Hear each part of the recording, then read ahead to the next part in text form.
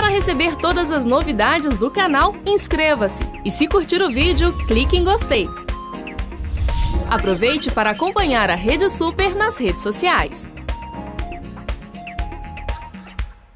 Quantas vezes você aí já ignorou uma dorzinha, encarando-a como algo natural e corriqueiro? Quantas vezes? Sentir dor é inevitável, mas ao contrário do que muita gente pensa, essa dor ela pode ser tratada e para falar sobre o assunto de dor, nós recebemos aquele que vai nos trazer o bálsamo, o especialista em dor, o doutor Geraldo Richard Carvalhais. Doutor Geraldo, uma honra recebê-lo aqui no nosso programa. Obrigado por ter vindo de novo aqui nos atendendo aí. Eu que agradeço a oportunidade de estar com vocês, que é um ambiente super agradável e que a gente possa, ajudar a todos aqueles telespectadores de vocês.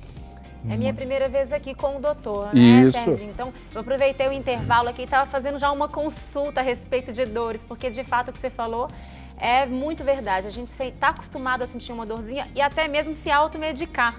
Será que pode? Como é que é essa questão toda? Então, vai ser um prazer essa conversa aqui e fica agarrado aí, hein? Não sai não. Um bate-papo super gostoso. Então, vamos à pergunta aí que não quer calar. Doutor, fala pra gente o que é a dor. Sérgio, na realidade, esse é um grande enigma da medicina, que nós estamos sempre questionando. O que é dor e por que a dor dói? Nós sabemos que, primordialmente falando, que a dor é uma manifestação de que alguma coisa não anda bem no organismo. Porque nós somos criados à imagem e à semelhança de Deus. Deus é perfeito. Teoricamente, nós deveríamos ser perfeitos. Mas na vida a gente sabe que a gente passa por percalços, e às vezes a gente não segue todas as linhas da natureza, foge um pouco mais, trabalha demais, às vezes se irrita por bobagem. Alimenta-se mal. Alimenta-se mal. Então tudo isso vai trazendo transformações no nosso corpo.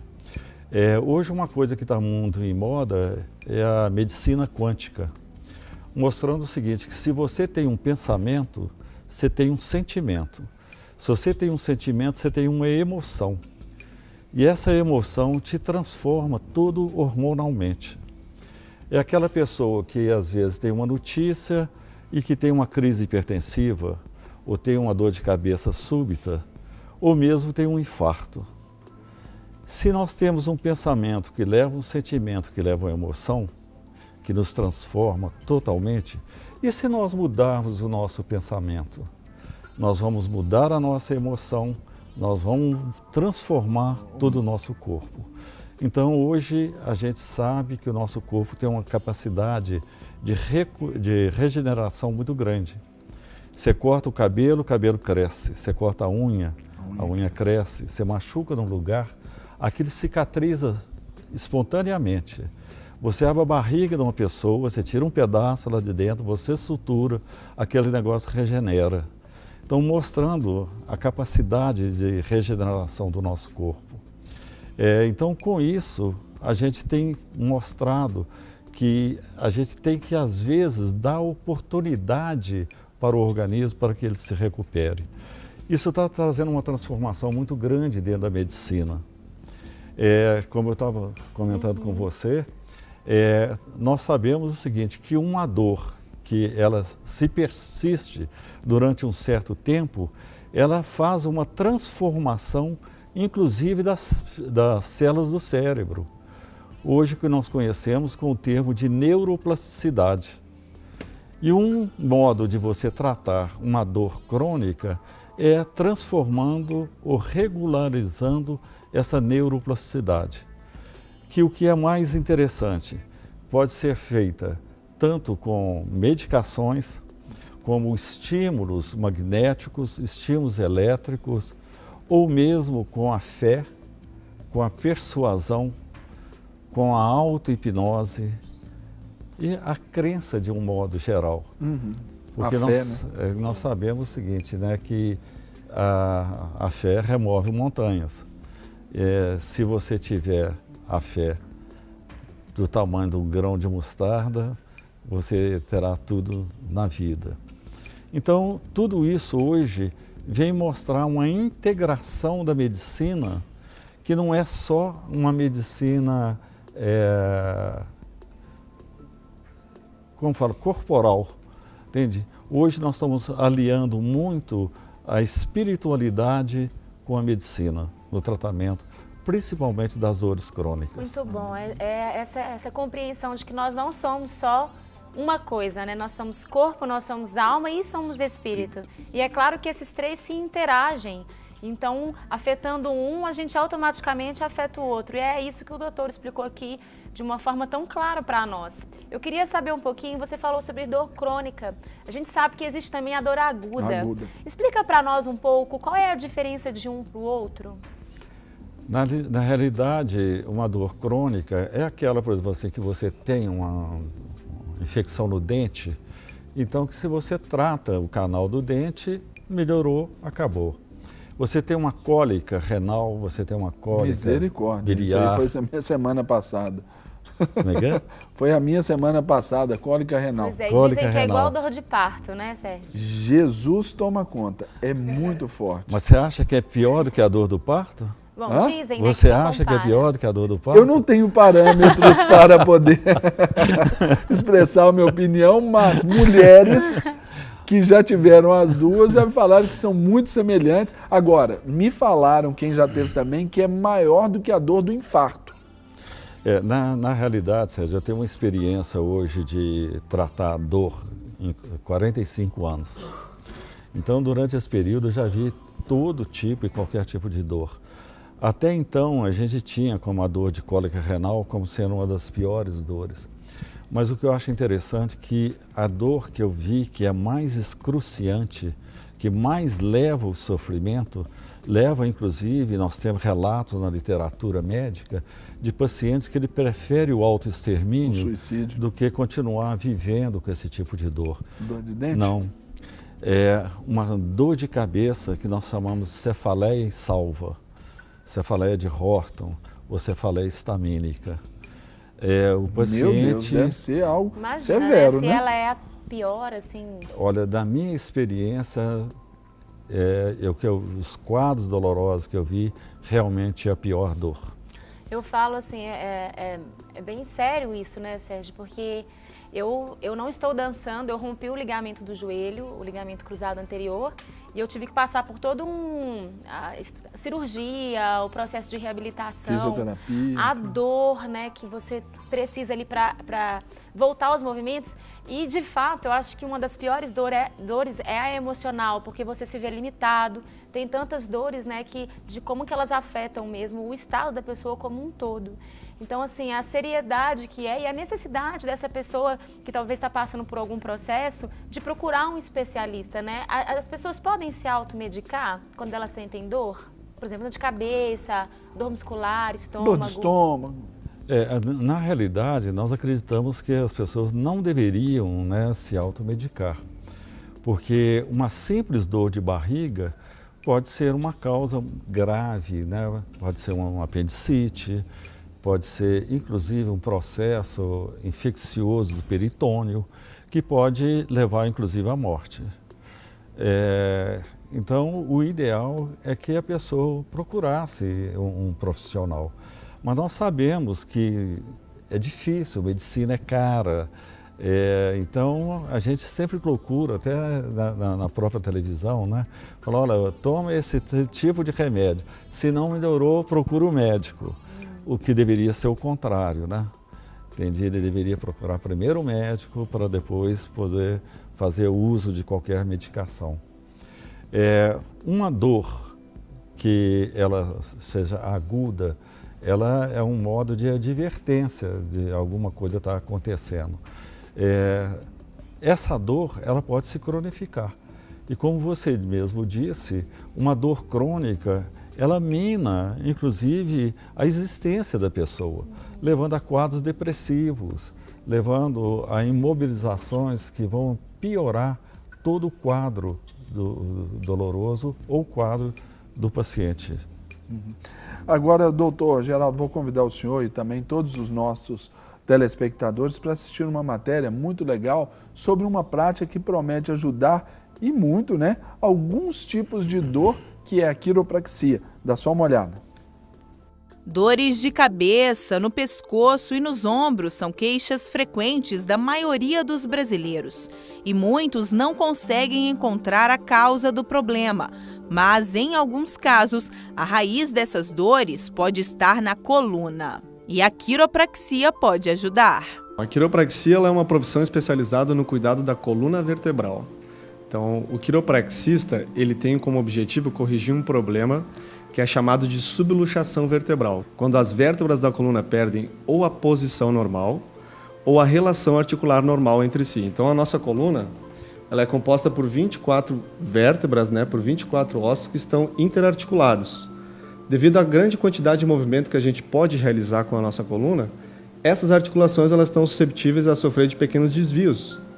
E aí onde a nossa coluna começa a criar as subluxações vertebrais, né? Segundo o quiropraxista, cada nervo da coluna vertebral corresponde a um órgão, tecido ou célula do nosso corpo. Por isso, a técnica consegue encontrar e eliminar a origem do problema. Então, por exemplo, nervo que controla a função do pulmão, do estômago, do fígado, do baço, do pâncreas, dos rins, das suprarrenais, intestino. Quando a nossa coluna vertebral possui subluxações vertebrais, as vértebras elas geram pinçamentos sobre esses nervos, ou seja, vai esmagar esse nervo e, como consequência, isso traz dores nas costas, mas também afeta a saúde do nervo, que vai afetar a saúde do órgão e muitas vezes até problemas de coluna estão relacionados com doenças e enfermidades.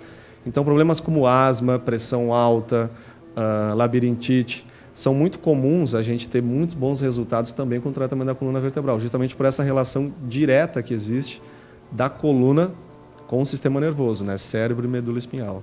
Tatiana estava prestes a fazer uma cirurgia na lombar quando procurou a quiropraxia. Depois de 4 meses de tratamento, os sintomas desapareceram. As dores eram muitas, eu tomava remédio para dor, anti-inflamatório direto, e eu não queria fazer a cirurgia. Eu estava adiando. Aí, quando eu fui ler sobre a quiropraxia e os benefícios dela, eu resolvi fazer um teste para ver se era verdade mesmo. E foi a melhor coisa que eu fiz. Resolveu o problema? Resolveu o problema. Ali, ó, um testemunho bom de que a quiropraxia ajudou aí no tratamento e a nossa querida telespectadora ali, a nossa irmã ali, ela não precisou mais da cirurgia, né? Porque corrigiu. Sim. Fala pra gente sobre a quiropraxia, doutor Geraldo. A abordagem do tratamento da dor, nós temos várias abordagens. Hoje nós estamos utilizando muito os antidepressivos, os antiepilépticos, os antipsicóticos como medicações para tratar a dor. A quiropraxia é uma técnica que pode nos ajudar muito no alívio de pacientes com dor, vários tipos de dor. A fisioterapia, a diatermia, né, que é o calor ou mesmo o gelo, pode nos ajudar. Então, nós temos várias técnicas que são utilizadas no tratamento do paciente portador de dor. Agora, nós precisamos de ver, na realidade, o que está levando esse paciente a ter esse tipo de dor. Relação causa e efeito. Causa e efeito, justamente. Porque a dor ela é sempre um sinal de que alguma coisa está acontecendo, né? Seja uma lesão ou uma possível lesão. Justamente. Então, às vezes, a gente faz só a abordagem, como você falou, você rompeu o ligamento do joelho. Nesse momento, se você coloca o gelo, vai te ajudar muito. Mas, no fundo, você teve que acabar se submetendo a uma cirurgia para fazer o reparo. Entende? Então, não é simplesmente utilizar o gelo e acabou. A gente não, pelo contrário. A gente tem que continuar dando assistência, vendo o que está acontecendo com o paciente. Em todo tipo de dor é assim. Eu acho que esse que é até o risco, né, Serginho? Porque às vezes a gente mascara a dor tomando remédios, sendo que tem algo ali que precisa ser investigado. Então fica aquela prática viciante mesmo do remédio, como se fosse uma anestesia, para aquele momento, mas você tem um problema ali que você precisa resolver. E aí a necessidade sempre mesmo de sentir uma dor e estar consultando um médico. É que na realidade a gente sabe, por exemplo, assim, que às vezes dificulta, né, até o diagnóstico do médico, porque você tem um processo inflamatório, aquilo está em evolução, você se medica, você minimiza o processo inflamatório, fica até difícil às vezes do colega médico fazer o diagnóstico do que está acontecendo com você. Daí a necessidade que a gente vê de um atendimento médico em qualquer tipo de dor. Sobre essas inserções aí da medicina, doutor Geraldo, o senhor falou sobre a questão hormonal também. Eu acho que seria legal falar para os nossos telespectadores exatamente isso. Questão homem e mulher, a questão hormonal, a testosterona, estrógeno, como que funciona nessa questão da dor? O homem está mais propenso à dor ou menos propenso à dor do que a mulher? Não, na realidade, isso é um mito, né? Que o homem não chora, o homem resiste mais à dor. Nós sabemos que a dor tem vários fatores, inclusive fatores culturais. Parece que os orientais, eles se treinam mais do que os ocidentais. Dentro de nós ocidentais, parece que os anglo-saxônicos, eles têm uma maior resistência a demonstrar a dor. Será que nós latinos, nós verbalizamos mais a dor? Nós somos mais extrovertidos? Mas o interessante hoje é que nós estamos trabalhando dentro da medicina com um palavrão. Esse palavrão é a psiconeuroimunoendocrinologia. A Isa poderia repetir para os nossos queridos telespectadores. Serginho, não me deixe constrangido em frente às câmeras. Psiconeuroimunoendocrinologia. Pseudo-imunoendocrinologia. Não. Ih, já trocou tudo. Psiconeuroimunoendocrinologia. Uma dor crônica persistente, ela modifica a neuroplasticidade cerebral, que vai modificar o cérebro, vai modificar o sistema imunológico e vai alterar, inclusive, o sistema endócrino. Aquela pessoa, por exemplo, assim, que quando está sofrendo, ela tem um aumento da pressão arterial, ela tem uma dilatação da pupila, ela tem uma sudorese, ela tem uma taquicardia. Então, mostrando que a dor está modificando completamente hormonal aquela pessoa. E a gente sabe, às vezes, que quando a gente tem uma grande modificação hormonal, se você não corrige a alteração hormonal, esse paciente ele não vai responder bem ao tratamento com analgésicos, com anti-inflamatórios, com antipsicóticos, com antidepressivos. Então a gente tem que tratar o paciente como um todo na realidade. Só uma coisa que ele falou que eu achei muito interessante, é o efeito da anestesia mesmo, que mostra que a dor ela não é local, né? A dor não é no corpo, né? Se você pudesse falar para as pessoas... Nós estávamos conversando aqui, onde eu falei o seguinte, que na realidade a gente não sente dor no corpo. Se você não sente a dor no corpo, onde é que você sente? Nós sentimos a dor no cérebro. Se você der uma martelada na ponta do dedo, vai doer muito. Mas se você fizer um bloqueio anestésico na base do dedo, você fica com o dedo esmagado e não sente dor. A morfina que nós utilizamos para poder tratar uma dor muito forte, ela não age na periferia. Na realidade, ela age no cérebro. Então, daí hoje, a gente está utilizando esses fármacos, né, que são, a princípio, destinados a outras patologias dentro da medicina, para poder tratar a dor. Então, nós hoje procuramos tratar mais o cérebro da pessoa do que realmente a lesão que a pessoa tem. Que ela sofreu. Doutor, chegaram aqui duas perguntas aqui dos nossos telespectadores e eu quero transmiti-las ao senhor para que o senhor compartilhe a sua experiência, o conhecimento aí. É a Diana, daqui de Belo Horizonte, e ela diz assim: tenho uma dor há 5 anos na garganta, fico muito rouca. O que pode estar causando isso?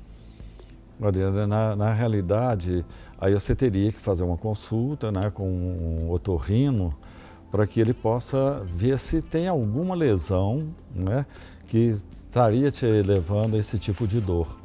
Agora, se você tem essa dor há 5 anos, eu posso te tranquilizar, não é nada grave. Porque se fosse uma coisa grave, em 5 anos teria evoluído e provavelmente você estaria muito pior. Tem determinado tipo de dor na garganta que nós chamamos de que é uma neuralgia. É uma inflamação do nervo, principalmente do nervo glossofaríngeo, que ele atinge a língua e a garganta. Você pode simplesmente estar com uma inflamação desse nervo, mas só um colega que seja um otorrino, um neurologista ou mesmo um clínico de dor poderia fazer o diagnóstico para você. Outra pergunta aqui de alguém que não se identificou, mas é de Belo Horizonte. Tenho uma dor na coluna, o que posso fazer? Vai tudo pela consulta a um especialista. É aquele negócio, é muito interessante, né? Você teria que realmente fazer uma consulta. Doutor, me permita até interrompê-lo aqui, só para que eu acrescente a pergunta da Teodora, que é daqui de Belo Horizonte também, está muito próxima a essa, e ela diz assim: qual o tipo de tratamento para lombalgia crônica? E gostaria de saber o endereço e a clínica do doutor que está falando agora, aí os créditos estarão aí na sua tela também. Se o senhor falasse aí sobre a dor nas costas, né, que uma generaliza, uma dor na coluna, e agora da lombalgia crônica. Nós sabemos o seguinte, que uma dor, como nós colocamos no princípio, né, ela pode ser uma manifestação de várias causas. Uma mulher, quando está grávida, a barriga cresce, para ela não cair para frente, ela faz uma hiperlordose. Essa hiperlordose vai dar uma dor na coluna, então que é de fácil diagnóstico. Nós temos degenerações da coluna que podem levar a agravar as articulações entre as vértebras, levando a uma osteoartrose da coluna. Nós temos as hérnias de discos que podem levar ao que a gente chama de ciatalgia, e tem as próprias contrações musculares que podem levar a uma dor. Se você reparar o seguinte, uma pessoa quando ela está tensa, ela contrai o senho. Uma pessoa quando está com raiva, eu te esgano, eu te mato. Então ela se contrai toda. Uma pessoa preocupada, uma pessoa que está atravessando uma fase difícil na vida, às vezes, involuntariamente, ela contrai os músculos, às vezes levantando um ombro, ou mesmo uma contração da musculatura lombar. Então, pode ser uma coisa simples, pode ser uma coisa intermediária, pode ser uma coisa grave.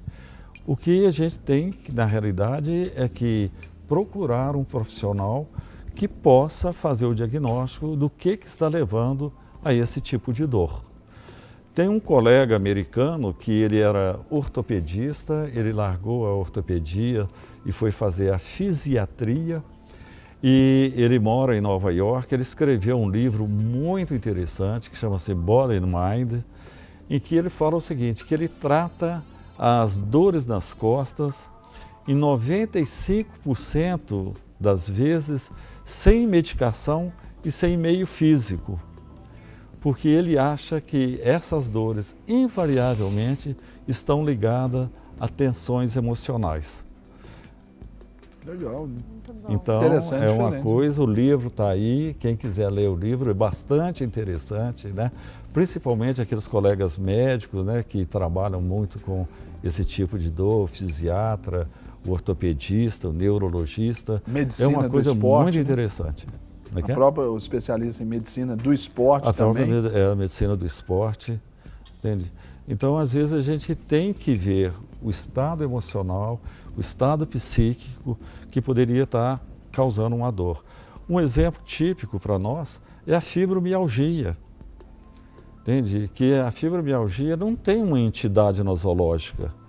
A gente sabe que é a pessoa que ela contrai o músculo contraído contrai a artéria, diminui o aporte de oxigênio para o músculo, então aquilo ali provoca dor, que é uma dor tipo isquêmica. Se você relaxar o corpo e respirar fundo várias vezes, você pode melhorar a dor da fibromialgia. Doutor, deixa eu lhe fazer uma última pergunta. Existe quem não sinta dor? Tem.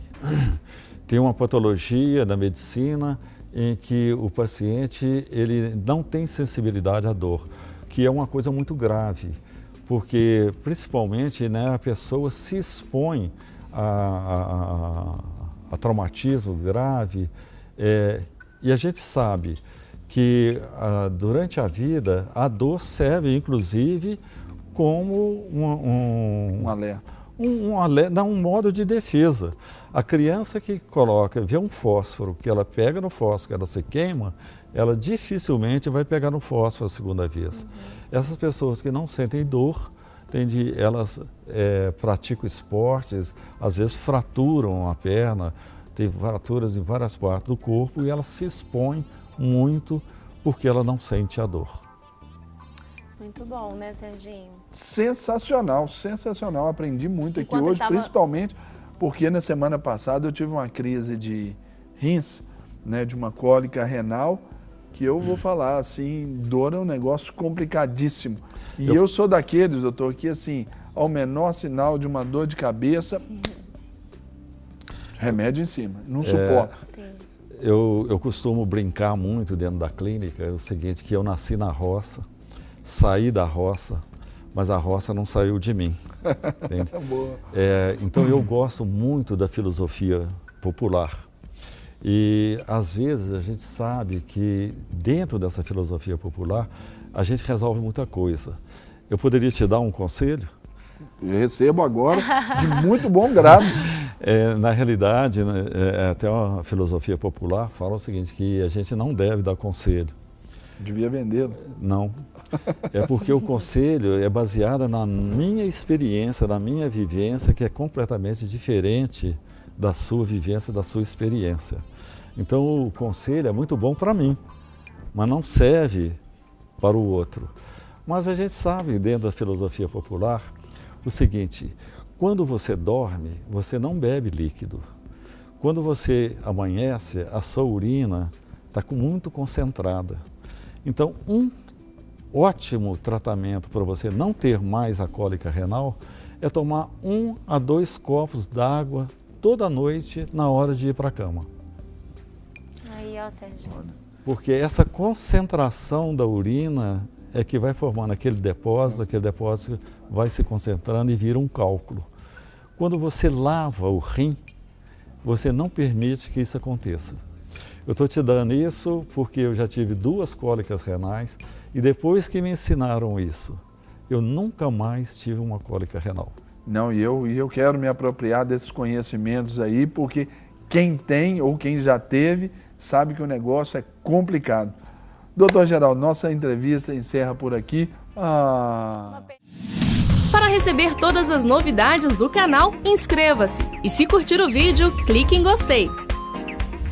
Aproveite para acompanhar a Rede Super nas redes sociais.